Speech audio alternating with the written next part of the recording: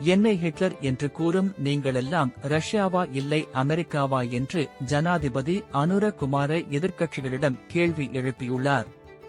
2026ஆம் ஆண்டுக்கான வரவு செலவு திட்டம் ஜனாதிபதியும் நிதியமைச்சருமான அனுர குமார திசாநாயக்கவினால் சபையில் தற்போது முன்வைக்கப்பட்டு வருகின்றது.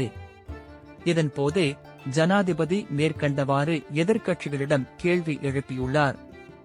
எதிர்வரும் 21ஆம் திகதி அனுர அரசாங்கத்திற்கு எதிராக மாபெரும் பேரணியை நடத்துவதற்கு ஒன்றிணைந்த எதிர்க்கட்சிகள் ஏற்பாடுகளை மேற்கொண்டு வருகின்றன. இதன்போது முன்னாள் அமைச்சர் உதய கம்மன்பில உள்ளிட்டோர் தற்போதைய ஆட்சியை சர்வாதிகார ஆட்சிக்கும் ஜனாதிபதி அனுரவை ஹிட்லருக்கும் ஒப்பிட்டு கருத்துக்களை வெளியிட்டு பேரணிக்கு அழைப்பு விடுக்கின்றனர். இந்த கருத்துக்களுக்கு பதிலளிக்கும் வகையில் ஜனாதிபதியின் இன்றைய கருத்து அமைந்திருந்தது. எதிர்க்கட்சிகள் ஒன்றிணைந்து எப்படியான நெருக்கடிகளை ஏற்படுத்தினாலும் எங்களது கொள்கையில் மாற்றம் இல்லை. சட்டம் அனைவருக்கும் சமமாக நடைமுறைப்படுத்தப்படும். மக்களுக்கு அநீதி ஏற்படுத்தும் செயற்பாடுகள், ஊழல் மோசடிகள் உள்ளிட்டவற்றிற்கு எதிராக நாம் தீவிரமாக செயற்படுவோம்.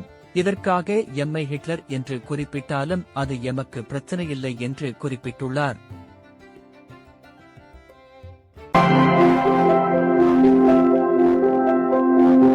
மேலதிக தகவல்களை அறிந்து கொள்ள CNX தமிழ் ஃபேஸ்புக் செய்தி பக்கத்தை பார்வையிடவும்.